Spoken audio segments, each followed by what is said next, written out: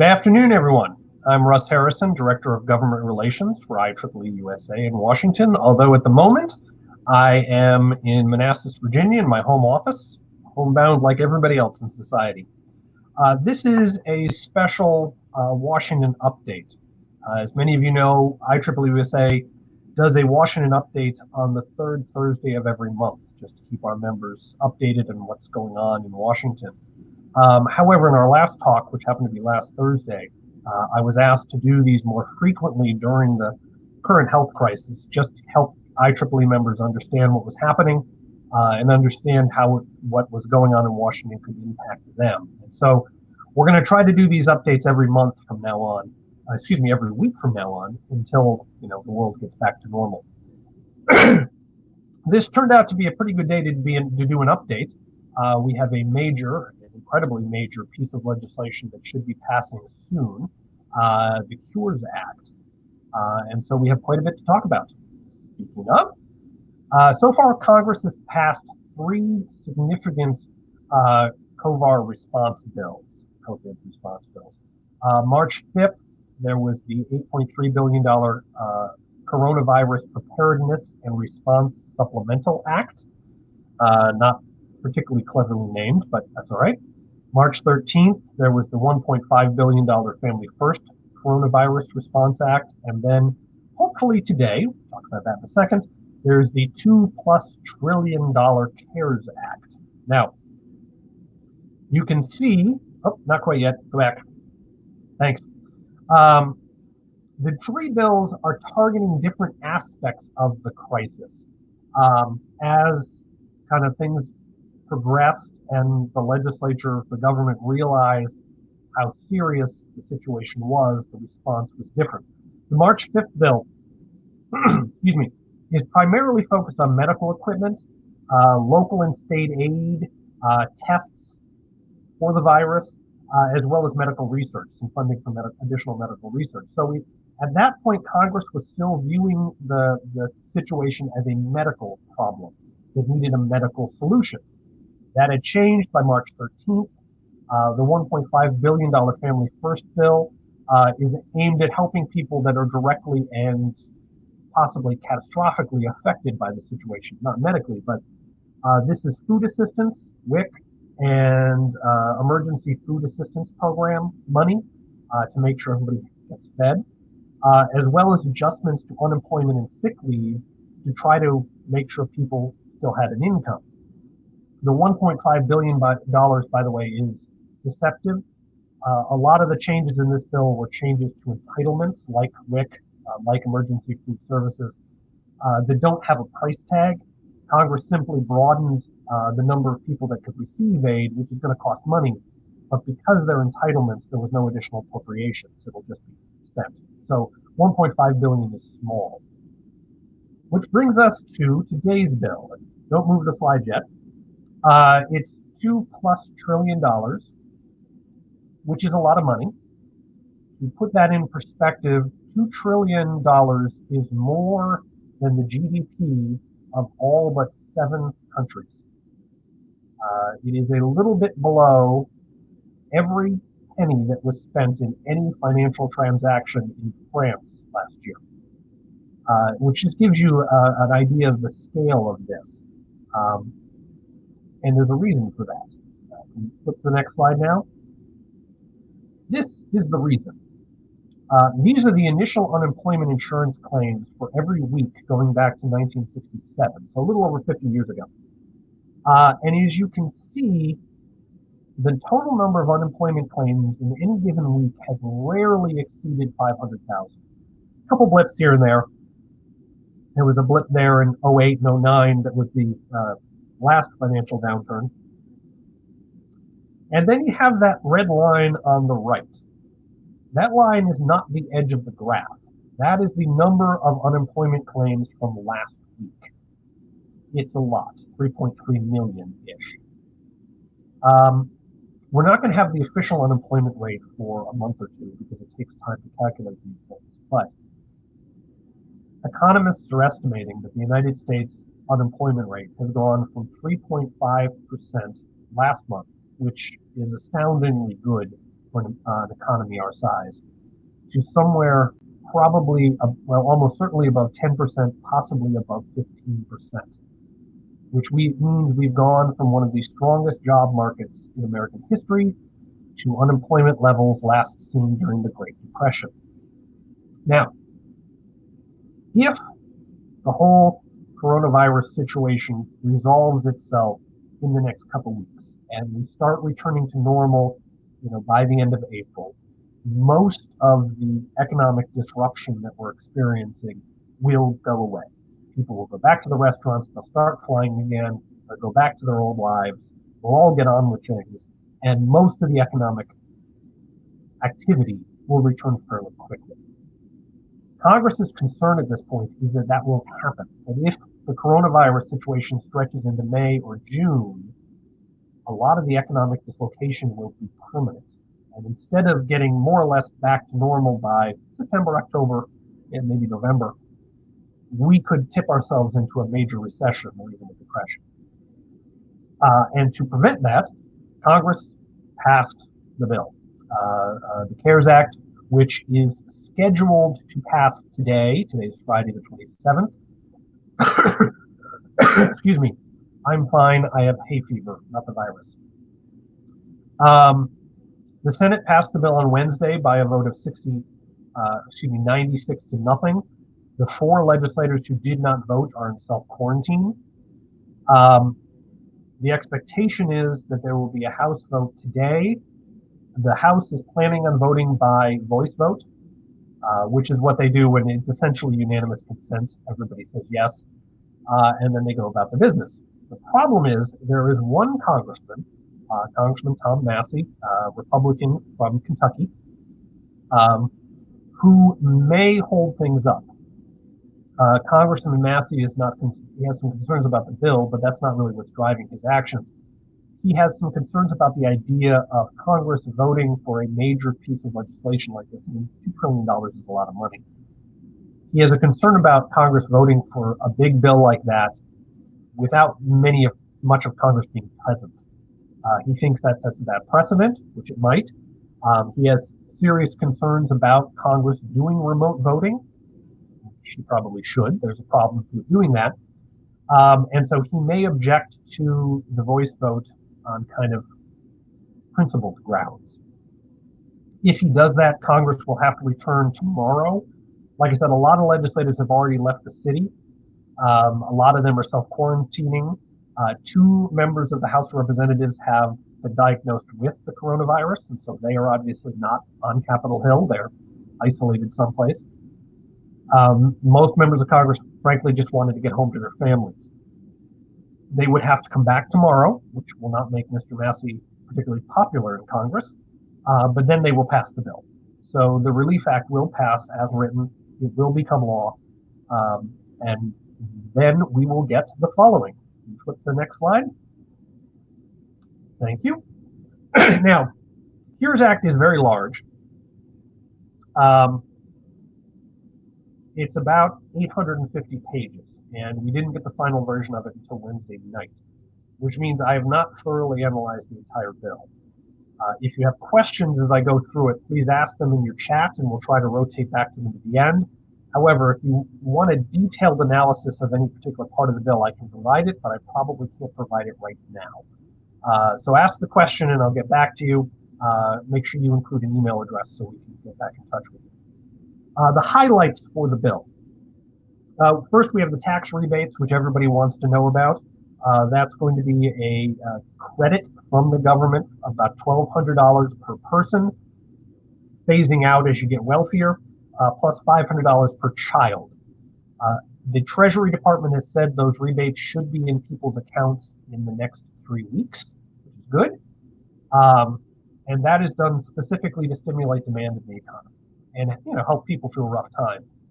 But there are much more targeted ways to do this. This has more to do with the systemic economic risk we saw in the previous chart.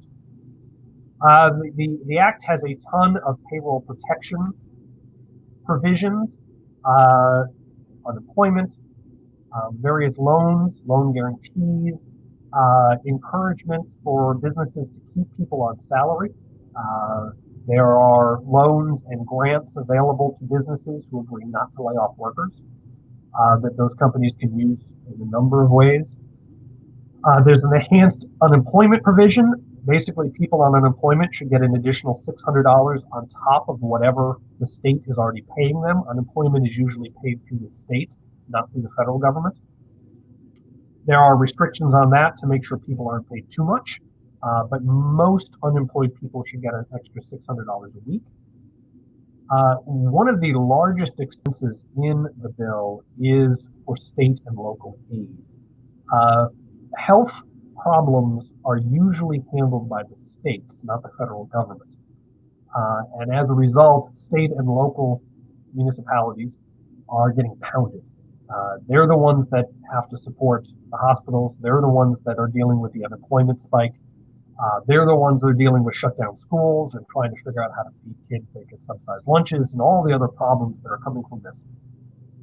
They're also the ones dealing with a lot of the job losses, in the sense that it's the small businesses that are getting hit the worst, the restaurants, the shops, and those are local concerns. So as a result, there's a lot of money in the bill for various programs to help out state and local governments.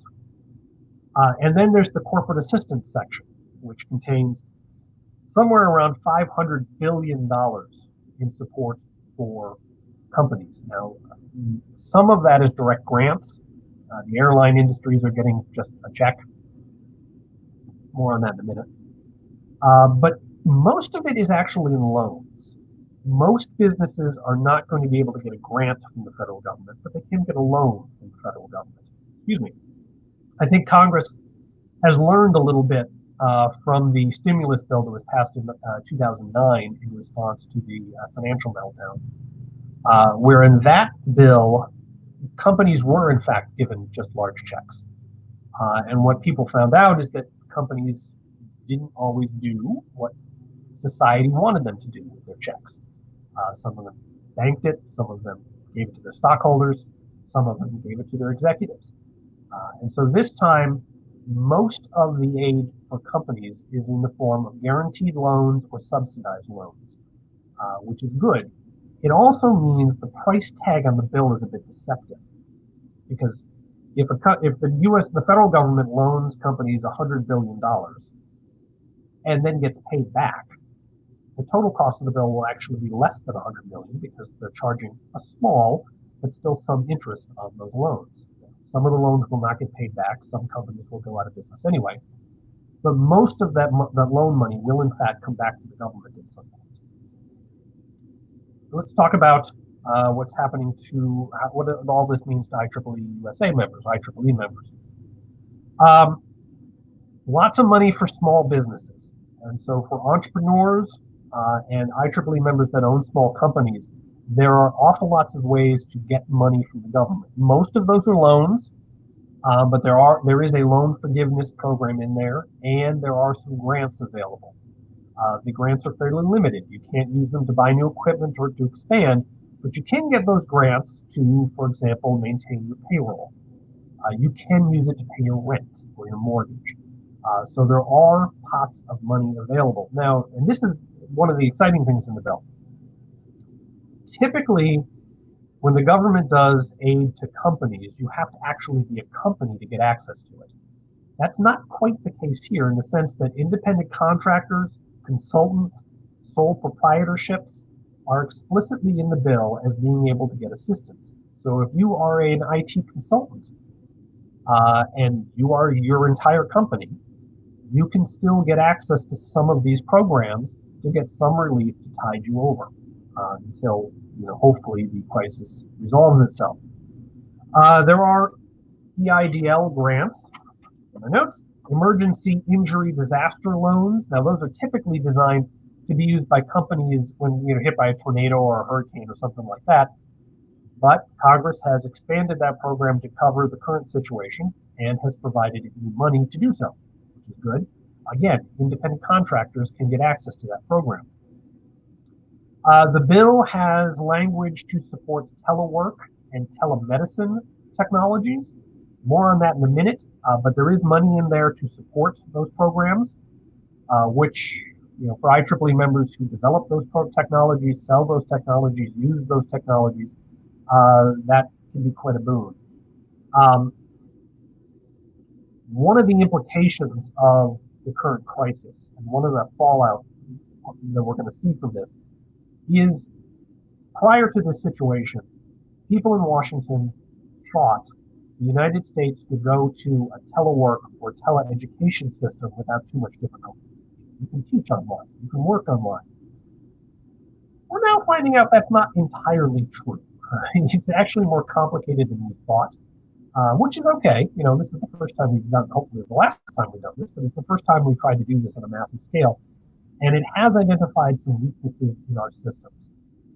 And Congress is going to be taking steps to do something about that. Now, Brian will talk more about that in a minute. There is some language in the bill on student loans. There's no student loan forgiveness, which we kind of expected, but is not in there. But the government instead is giving students a 6-month window where there'll be no interest. Students don't have to pay principal on their loans, and there will be no aggressive collection of loans, meaning they're not going to go after students or former students who default on their loans for 6 months. Now, that program is automatic for anybody who has a loan owned by the federal government. But if your loan is held by a private organization, you're going to have to contact them to activate these benefits. The interest rate should be 0 regardless. But if you want to not make payments on your loan without penalty for 6 months, you would have to contact your loan officer, whoever owns your loan, and set that up. Now, I want to emphasize the loan is not being forgiven. You're going to have to make those payments down the line. You just don't have to pay them off over the next 6 months to give some folks some breathing space. It is also not yet clear if interest on the loans, now it's going to be 0 for a while, but if down the road there's still interest charged, if that will go to the principal or if it is completely forgiven. The language in the bill is a little unclear as to what happens if your loan is in forbearance. If you're not going to pay it for 6 months, do you still get the 0% interest rate? Probably, but not necessarily. I suspect that will be the case, that everything will be forgiven, but that's not entirely clear at this point. Go to the next one. Next slide, thank you. Okay, so what's happening next? Now, Congress is not done. It's not done dealing with the coronavirus situation. Congress is likely to go on recess for a couple weeks until mid-April. They were going to do that anyway for the Easter break. But frankly, legislators don't want to be in Washington. They don't want to be meeting in groups. So they're all going home. While they're at home, however, they will continue to work on subsequent pieces of legislation to deal with the situation. A little bit of note on that, by the way. IEEE-USA was scheduled to have a Congressional Visits Day this past Tuesday. Would have been our most successful CVD in our history. We had 94 volunteers from 25 states coming into Washington to meet with almost a quarter of Congress, which would have been awesome, except it wasn't because nobody could come in. We did, however, have a couple phone calls with staffers on Wednesday. And in addition to communicating our concerns to Congress about the current situation and other things beyond the coronavirus, we talked to them a little bit about their situation and how they're working and what they're experiencing. Most congressional staff are now working from home, just like the rest of us. This is proving to be difficult. Most people assumed congressional staff, they would have access to broadband, that have access to high-speed internet, that have access to good computers, so working from home would not be difficult. Didn't work out that way. Most congressional staff put in very long hours. Most congressional staff enjoy putting in long hours. They like the excitement, they like the drama, they like the people they get to work with. They like the atmosphere on Capitol Hill. And all of that is gone now. What we're finding is many congressional staff, particularly lower level staff, who don't get paid very much, have crappy apartments. And their Wi-Fi is not strong enough. It's not fast enough. The office, the buildings they're in were not really designed to have everybody working from home. And thus staff are finding it's actually difficult for them to do things like video calls. Teleconferences are usually fine, but their bandwidth is limited. And so working with the staff is a little trickier than we expected, which is slowing things down in Washington and will continue to slow things down. But we also learned that staff have been given clear instructions to move ahead, to start negotiating additional bills, to start working on the 2021 appropriations bills, which, much to everybody's surprise, are actually on track to get done on time. I doubt they will, but at the moment they're actually progressing on schedule. So, talking to staff both through the CVD calls and also through additional calls that staff has had, IEEE staff have had with congressional staffers, there are at least 3 more bills that Congress is thinking of working on later this year, May and June, tied directly to the coronavirus situation. The first is an infrastructure bill. Congress has been working on a very large infrastructure bill for a long time. It was a roads and bridges bill. They passed one of these periodically to upgrade America's physical infrastructure, which is important. Now they're talking about either taking that bill and adding kind of the cyber infrastructure component or doing an independent cyber plan. Things like rural broadband, things like telemedicine, which we mentioned before, setting up those systems and making sure they work all over the country. The United States is learning that the fact that large chunks of our country does not have access to broadband, does not have access to high-speed internet, is a problem. Rural America is cut off at the moment, as the rest of us are cut off. But for large parts of the country, it's proving to be difficult because they don't have access to the same thing that people in the cities have access to.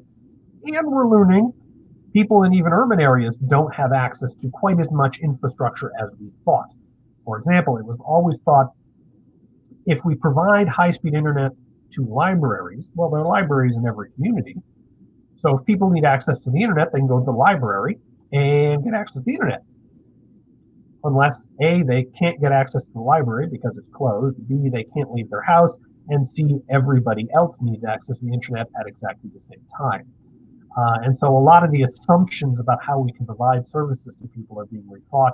That infrastructure bill will start to deal with that, and IEEE-USA will be involved in that process.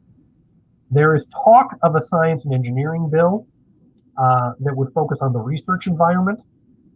Researchers have been affected by this bill. Excuse me.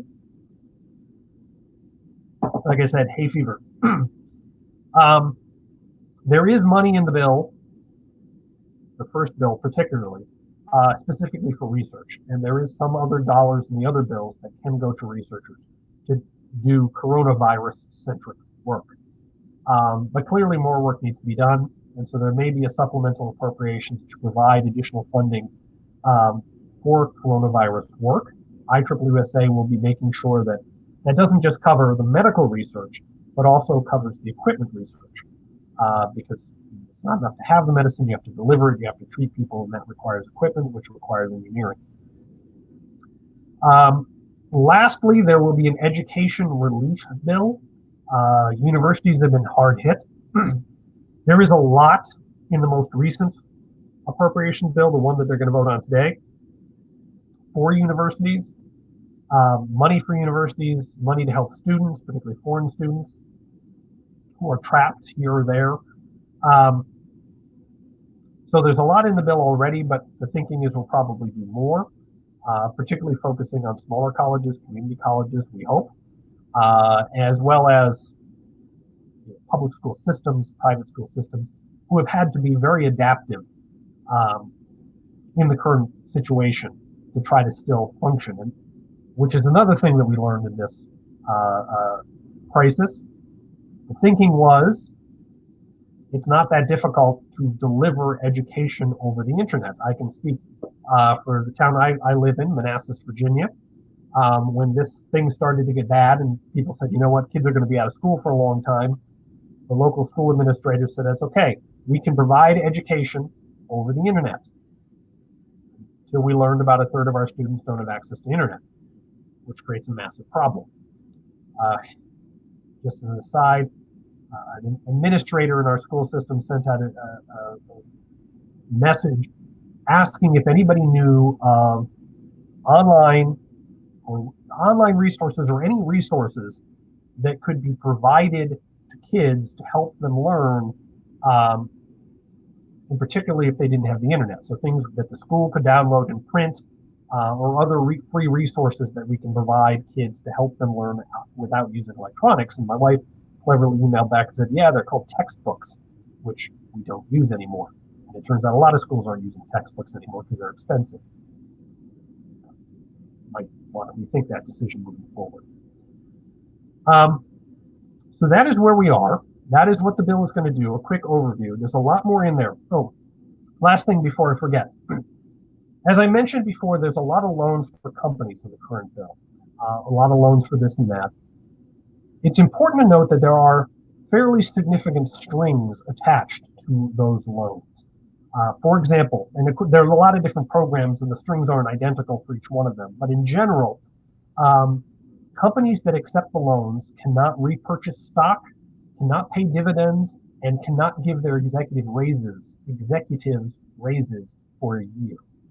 In other words, we're going to give you this loan, you're going to do it to help your workers or help your company, but it's not going to be you, and it's not going to be your investors.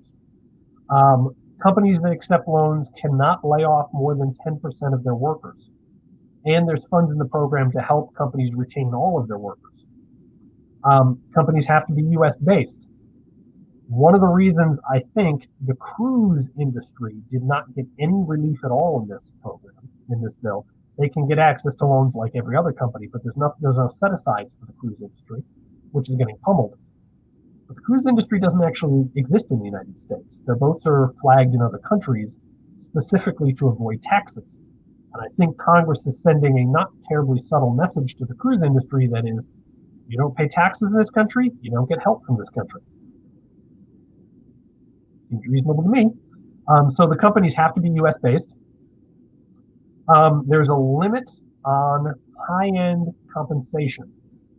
It's a long section that explains once you get to an income of $500,000 or more, how much in raises you can get, how much in other compensation you can get if you're going to accept these loans. And lastly, there is a limit, prohibition actually, on moving jobs offshore for 2 years. This is kind of cool. It's not only the length of the loan that applies, it's actually the length of the loan plus 2 years that you're not allowed to move jobs out of the country if you accept one of these loans. There's strings attached to pretty much all of the money that's being handed out, again, in response to what happened during the 08-09 financial meltdown, which I think will channel a lot more of the money to the economy itself and to the workers who really need it. Lastly, and this has popped up in emails and posts and things from people, there's a provision in there, a conflict of interest provision that says that no business owned by the president, vice president, a cabinet secretary, or a member of Congress can take advantage of the programs in the bill. I believe that's all the programs in the bill, although it's complicated, so there may be a couple that doesn't cover. But generally speaking, the president and other senior people in the U.S. government will not be able to take advantage of any of these programs.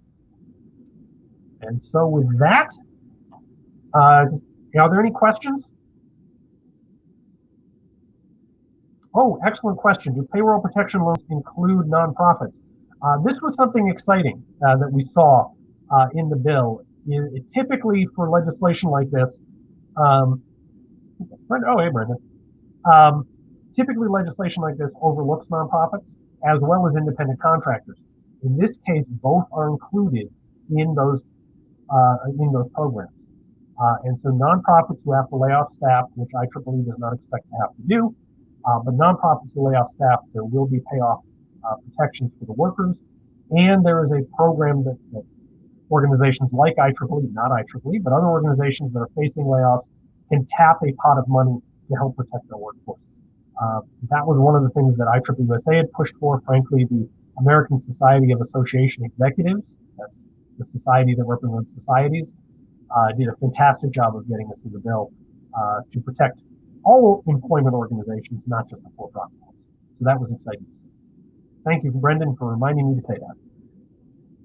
Any other questions? Okay. I'm Russ Harrison. I'm the Director of Government Relations for IEEE-USA. My email address is r.t.harrison@ieee.org. You can call my office, but we're not actually in it, so you may or may not reach me quickly. My office phone number is 202-530-8326. Feel free to reach out at any time if you have questions about the bill or if you any other things that may come up that IEEE-USA can help you with. Mr. Conrad, I heard that companies that take loans cannot pay dividends for 1 year after the loan is repaid. True? I believe that is true in all cases. And like I said, there are, I didn't count, there's probably 24 or 30 different loan programs in the bill, and I cannot definitively say that this is true for all of them. But I believe that is true. In the loan programs that I read, there were very clear instructions on what this money could be spent for and some very clear prohibitions against doing things like buying back stock, paying out bonuses to executives and things like that. So I believe the loans are limited in that way. What are the income levels, the phase-out levels for married couples? Wolfram, let me see, I wrote that down at one point. Let me check the notes here. Let me find where I wrote down those. I believe it is $150,000 for a married couple. Yep. Yes, it's $150,000 for a married couple. So you will get the full tax rate rebate up to $150,000. After $150,000, it starts to phase out, and I believe it phases out entirely at $195,000. For single people who file singly, it's a $75,000 level. So you get the full amount up to $75,000, and it phases out after that. I don't know where the top end for single filers are. Will, thank you for the reminder. I was getting to that. My next update will be next Friday, which I believe is April 3rd. It will probably be 1 o'clock, although there's some negotiation over that. We will talk, I'm planning on focusing on what the state and local governments are doing in response to the situation, and particularly how it affects technology professionals. But of course, that can all change depending on what happens out there, because last week I wasn't planning on doing the CURES Act because I didn't think it was going to pass in time. So we'll have to see what happens. But until then, good luck to everyone. Stay safe, and feel free to reach out at any time if there's anything IEEE-USA can do for you. I'm Russ Harrison with IEEE-USA. Thank you for joining us.